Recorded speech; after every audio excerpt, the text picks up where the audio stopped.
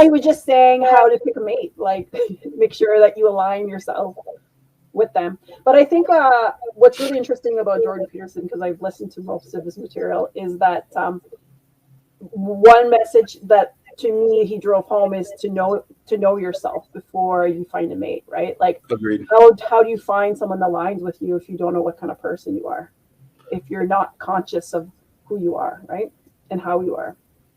Yeah, like how you show up for you. Yeah, exactly. How do you know how you're going to show up for others if you don't even know how you show up for yourself? That's an excellent point. Wise words from Jordan Peterson. I don't know if he said it that way, but I'm putting. Yeah, but it's still good. It's still good. Yeah. Wisdom. Yeah. One of the other questions, and I need you guys to understand like the theme here, because I don't know if people have picked up on this. Before we continue, these questions that we're asking, these are questions that you need to ask before you get into a committed relationship with somebody. Mm-hmm. Because the problem is a lot of times, and again, I don't know how you feel about this, we just go off of because I like them. Instead of saying, yes, I like them, but is there sustenance to their character? I need to make sure that I ask certain questions before I commit. A lot of people just commit without asking any questions. It's like I told someone last night, why is it that when you buy a house, you'll read all the paperwork, you'll look at everything, you'll ask a million questions before you put your name on the dotted line? You'll do the same thing for a car, you'll do the same thing for anything, a job, but you won't do that for your dating life. Yes. And when you say asking questions, what do you mean by that? Like the questions that we're discussing, like right now, like these type of questions. Okay. Because you not only should you be asking them questions, but you should be asking yourself questions about both. Right? Both. Like you need to have an internal dialogue with yourself and an external dialogue, like both ways, because as I said, like these questions, nobody seems to ask questions. They just go off of feeling, how they feel about something. And there's nothing wrong with feeling, like, I guess, admiration for someone, but make sure before you commit, because you have to put value on your commitment, that you make sure that whatever questions you have for yourself and for them, that you have answers for. Yes. Yes. And you understand from the beginning what position, what your starting point is.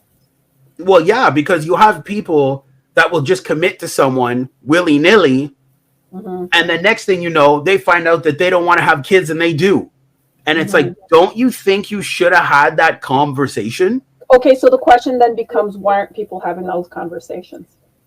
Exactly. But see, exactly, why aren't they having the conversations? And the thing is, and I'm just saying this as Michael White, it's because they get caught up in the feelings. Okay, I'll give you my perspective on it. I believe the issue, there's that, but I think it's more than that. I think it's that we haven't learned how to communicate. Yeah, because it is a skill set. Yes, it's a skill set on communication, and I think that there's a lot of insecurity in the whole communication realm, and it hasn't been developed. Like you need to be, you either have to learn it or be shown how to do it, and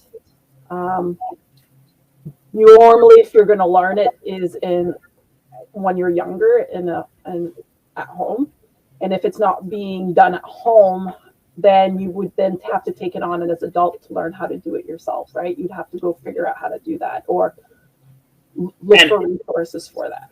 Well, I think how most of that's done for most people is massive amounts of heartbreak. Yes. Then you're like, hey, I'm tired of having my heart broken. Like, what can I do? Exactly. But you're waiting till your back's against the wall. You're waiting till you're in a rock and a hard place to learn it. It would be more optimal if you learned it before you're in that situation. Yeah, like you shouldn't have to wait until you're in a bad situation to learn it. To learn. You're usually highly motivated to learn it when you're. Agreed. I like that you said that. Again, these questions, because there's more to come. So number one thing you should do is learn to communicate. All the time.